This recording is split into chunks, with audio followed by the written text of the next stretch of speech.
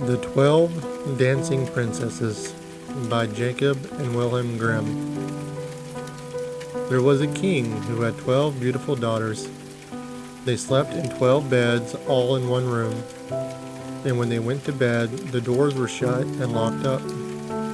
But every morning their shoes were found to be quite worn through, as if they had been dancing all night. And yet nobody could find out how it happened or where they had been. Then the king made it known to all the land that if any person could discover the secret and find out where it was that the princesses danced in the night, he should have the one he liked best for his wife, and should be king after his death. But whoever tried and did not succeed, after 3 days and nights, should be put to death. A king's son soon came. He was well entertained, and in the evening was taken to the chamber next to the one where the princesses lay in their 12 beds. There he was to sit and watch where they went to dance, and in order that nothing might pass without his hearing it, the door of his chamber was left open. But the king's son soon fell asleep, and when he awoke in the morning he found the princesses had all been dancing, but the soles of their shoes were full of holes. The same thing happened the second and third night. So the king ordered his head to be cut off. After him came several others, but they had all the same luck, and all lost their lives in the same manner. Now it chanced that an old soldier who had been wounded in battle and could fight no longer passed through the country where this king reigned. And as he was traveling through the wood, he met an old woman who asked him where he was going. "I hardly know where I am going or what I had better do," said the soldier, "but I think I should like very well to find out where it is that the princesses dance, and then in time I might be a king." "Well," said the old dame, "that is no very hard task. Only take care not to drink any of the wine which one of the princesses will bring to you in the evening, and as soon as she leaves, you pretend to be fast asleep." Then she gave him a cloak and said, "As soon as you put that on, you will become invisible, and then you will be able to follow the princesses wherever they go." When the soldier heard all this good counsel, he determined to try his luck. So he went to the king and said he was willing to undertake the task. He was as well received as the others had been, and the king ordered fine royal robes to be given to him. And when the evening came, he was led to the outer chamber. Just as he was going to lie down, the eldest of the princesses brought him a cup of wine. But the soldier threw it away secretly, taking care not to drink a drop.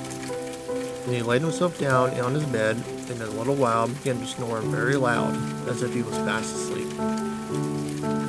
When the 12 princesses heard this, they laughed heartily. The eldest said, "This fellow too might have done a wiser thing than lose his life in this way." And they rose up and opened their drawers and boxes, and took out all their fine clothes, and dressed themselves at the glass, and skipped about as if they were eager to begin dancing. And the youngest said, "I don't know how it is why you are so happy. I feel very uneasy.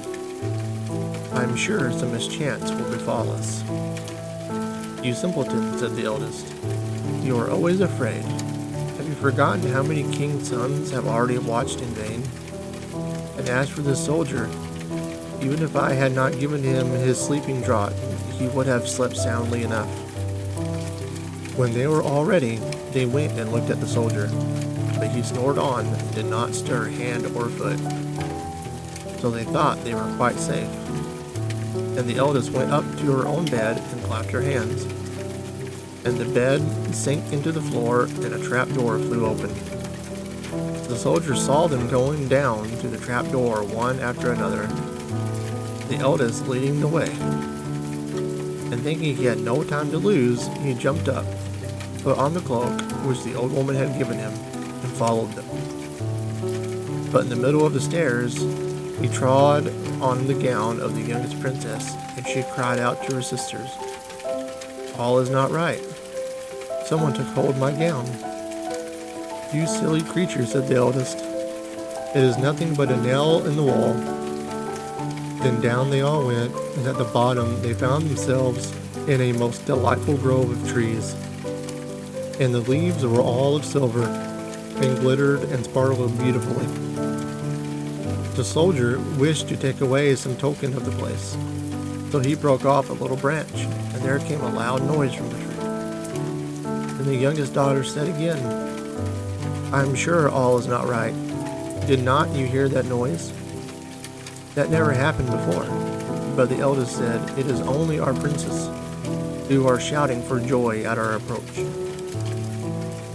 Then they came to another grove of trees, where all the leaves were of gold, and afterwards to a third, where the leaves were all glittering diamonds. And the soldier broke a branch from each, and every time there was a loud noise, which made the youngest sister tremble with fear.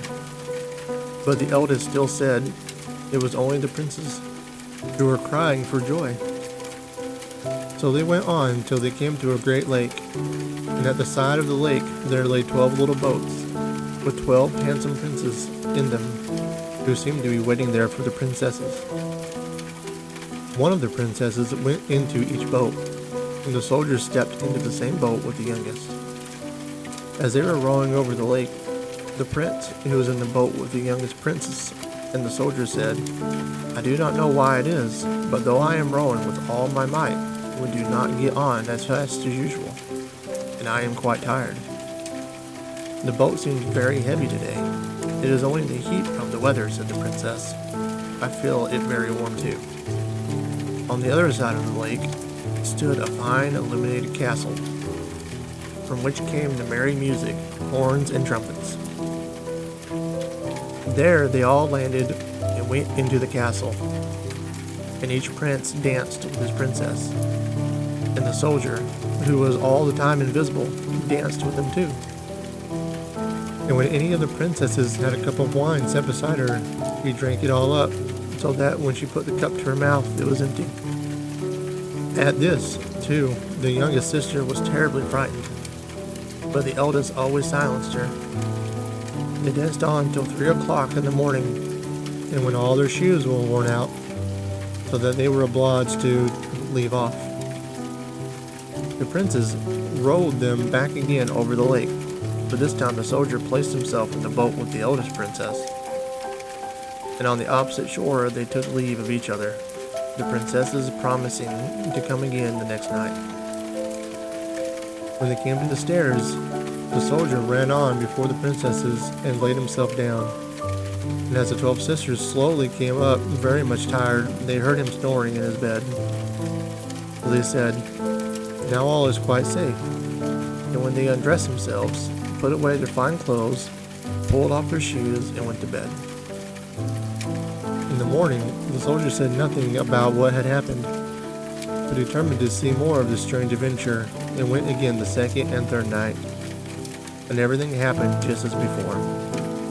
The princesses danced each time till their shoes were worn to pieces, and then returned home. However, on the third night, the soldier carried away one of the golden cups as a token of where he had been. As soon as time came when he was to declare the secret, he was taken before the king with the 3 branches and the golden cup. And the 12 princesses stood listening behind a door to hear what he would say. And when the king asked him, "Where do my 12 daughters dance at night?" he answered, "With 12 princes in a castle underground." And then he told the king all that had happened, and showed him the 3 branches and the golden cup, which he had brought with him. Then the king called for the princesses, and asked them whether the soldier said was true. And when they saw that they were discovered, and that it was of no use to deny what had happened, they confessed it all.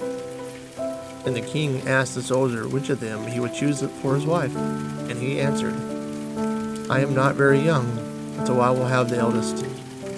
And they were married that very day, and the soldier was chosen to be the king's heir.